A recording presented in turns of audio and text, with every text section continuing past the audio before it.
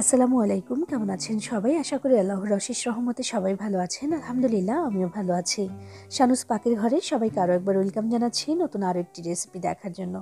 আজকে আমি আপনাদের সাথে শেয়ার করব মাত্র একটি ডিম আর 2 কাপ আটা দিয়ে তৈরি অসাধারণ মজার বিস্কুট পিঠার রেসিপি। এই বিস্কুট পিঠাটা কিন্তু বানিয়ে নেওয়া একেবারেই সহজ এবং ঝটপট করে তৈরি করে নেওয়া যায়, আর খেতে অসাধারণ মজার এবং মুচমুচে। এটা একবার বানিয়ে মাস জুড়ে সংরক্ষণ করেও রেখে খেতে পারবেন, আর বাচ্চা থেকে বড় সবাই খেতে পছন্দ করবে। তো চলুন আজকের এই মজাদার রেসিপিটি আমি কিভাবে তৈরি করেছি সেটাই দেখে নেওয়া যাক। আর আপনি আমার ভিডিওতে একটা লাইক করে চ্যানেলটি সাবস্ক্রাইব করে পাশেই থাকবেন আশা করছি।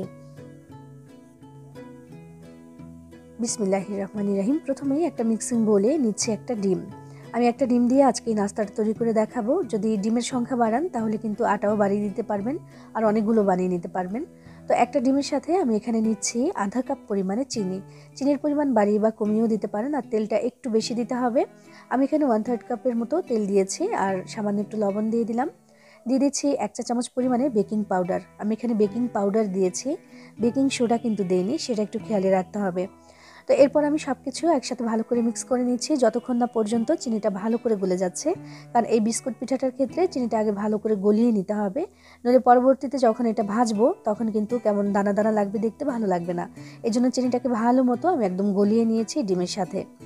চিনিটা যখন গলে যাবে তখন আমি এখানে দিচ্ছি আটা। আমি এখানে প্রথমে 1 কাপ দিয়ে মাখা শুরু করছি।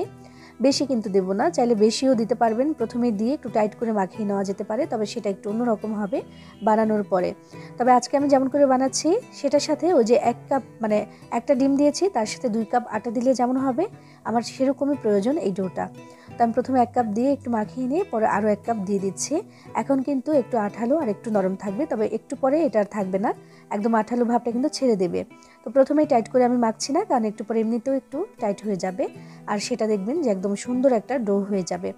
আমি ভালো করে মাখিয়ে নিচ্ছি। এত আঠালো যে মানে আমি কি বলবো, দেখে হয়তো বা বুঝতে পারছেন যে কতটা আঠালো।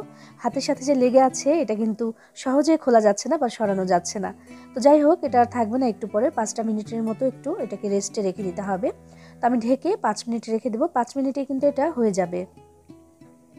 যতটা নরম আর আঠালো ছিল 5 মিনিট পরে কিন্তু আর সেটা থাকবে না। তো ফিরে এলাম 5 মিনিট পরে, ঢাকনাটাকে তুলে নিয়েছি। এবার দেখাচ্ছি, দেখেন আঠালো ভাবটা কিন্তু একটুও নেই। এবার যে কোনো শেপেই কিন্তু পিঠাটা বানিয়ে নেওয়া যাবে। তো এবার আমি হাতে একটু তেল মাখিয়ে নিচ্ছি, নিয়ে তারপর ছোট্ট ছোট্ট করে আমি এটাকে বলের মতো করে বানিয়ে নিচ্ছি। যে কোনো শেপে আপনি আপনার পছন্দ মতো বানিয়ে নিতে পারেন, তবে আজকে আমি একদম ছোট ছোট করে বল তৈরি করব। আর এগুলো ভাজার পরে কিন্তু আরও একটু ফুলবে, আর ফুলার কারণে ফেটে যাবে একদম, আর তখনই কিন্তু দেখতে আরও বেশি আকর্ষণীয় লাগবে। একদম ছোট ছোট করে বানাচ্ছি, এজন্য আমি খুব বেশি বড় করছি না। একদম সহজ এবং একেবারেই মজাদার একটা রেসিপি এটা। এটা আপনি একদম ঝামেলাবিহীন বানিয়ে নিতে পারবেন যে কোনো সময়। হাতে যদি 10 থেকে 15 মিনিট সময় থাকে তাহলেই হবে। একদম ঝটপট করে বানিয়ে নেওয়া যায়, আর ঘরে থাকা অল্প কিছু উপকরণে কিন্তু এটা হয়ে যায়।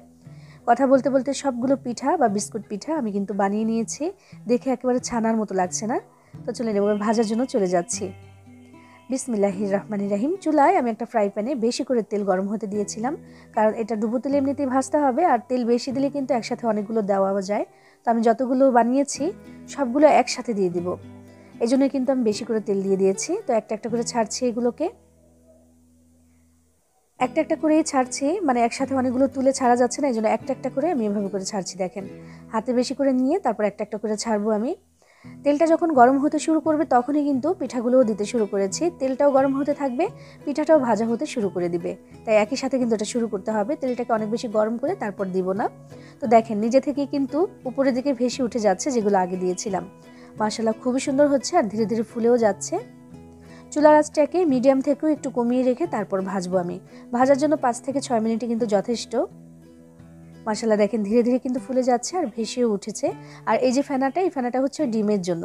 ডিমের যে কোনো নাস্তা, যে কোনো পিঠাই আপনি বানান না কেন, তেলের মধ্যে কিন্তু এমন ফেনা হয়ে থাকবে। আস্তে আস্তে কিন্তু আমি দেখাচ্ছি, দেখেন প্রত্যেকটা ধাপে ধাপে আমি দেখিয়ে দিচ্ছি যে কেমন হচ্ছে। আস্তে আস্তে কিন্তু অনেকটাই ফুলে গেছে, এবার কিন্তু ফেটে যাবে। প্রত্যেকটা পিঠাই ফেটে যাবে, এবং ফেটে যাওয়ার কারণেই কিন্তু দেখতে আরও বেশি সুন্দর আর আকর্ষণীয় লাগে। আর এটা যেমন মুচমুচে, তেমনই কিন্তু মানে চাপ দিলে ভেঙে যায়। একটা আছে যে মুচমুচে থাকে কিন্তু অনেকটা শক্ত থাকে, তবে এটা শক্ত না। ওই যে তেলটা একটু বেশি দিয়েছিলাম, মনে আছে? এজন্যই কিন্তু এটা খুব বেশি শক্ত হবে না, একদম সুন্দর ঝরঝর করে পড়ে যাবে একটু চাপ দিলেই। কত সুন্দর হয়েছে মাশাআল্লাহ, দেখেন। আমি ধীরে ধীরে এগুলোকে ভেজে নিচ্ছি একটা সুন্দর কালার এসে যাওয়া পর্যন্ত। আর উপর থেকে সুন্দর একটা কালার আসলে ভেতরে মুচমুচে হবে। আর এই জন্য চুলার আঁচটাকে খুব বেশি বাড়িয়ে না দিয়ে আমি একটু কমিয়ে রেখেছি, যেন ভেতর থেকে মুচমুচে হতে পারে। আর দীর্ঘদিন পর্যন্ত কিন্তু রেখেও দেওয়া যাবে, নষ্ট হবে না সহজে, আর মুচমুচেই থাকবে, নরম হবে না ইনশাআল্লাহ। কথা বলতে বলতে ভাজা হয়ে গেছে, এবার তেল থেকে ছেঁকে আমি আমাদের এই বিস্কুট পিঠাটাকে তুলে নিচ্ছি। আসলে বানিয়েছি একেবারে নর্মাল একটা ডিজাইন, শুধু গোল গোল করেছি, ফেটে যাওয়ার কারণে দেখতে সুন্দর হয়েছে আর আকর্ষণীয় লাগছে। মাশাআল্লাহ দেখেন, গোল গোল তবে অনেক সুন্দর। কথা বলতে বলতে আমি পিঠাগুলোকে ভেজে তুলে নিয়েছি। মাশাআল্লাহ দেখেন কতটা সুন্দর আর লোভনীয় হয়েছে। এবার এটাকে চাইলে কিন্তু যে কোনো এয়ারটাইট বক্স, কন্টেইনার বা বয়ামে করে এটাকে রেখে দিতে পারবেন। একদম 1 মাস পর্যন্ত এটা ভালো থাকবে। দেখেন একদম কত সুন্দর হয়েছে মাশাআল্লাহ। ছোট থেকে বড় সবাই খেতে পছন্দ করবে, আর এটা বানিয়ে কাউকে খাওয়ালে কিন্তু বারবার খেতে চাইবে। বাসায় মেহমান আসলেও কিন্তু বসিয়ে কথা বলতে বলতে আপনি এটা ঝটপট করে বানিয়ে নিতে পারবেন। একদম সহজ, একদম ঝামেলাবিহীন। বানিয়ে খেয়ে দেখবেন, ভালো লাগবে ইনশাআল্লাহ। সবাই ভালো থাকবেন, সবার জন্য সবাই দোয়া করবেন। আল্লাহ হাফেজ।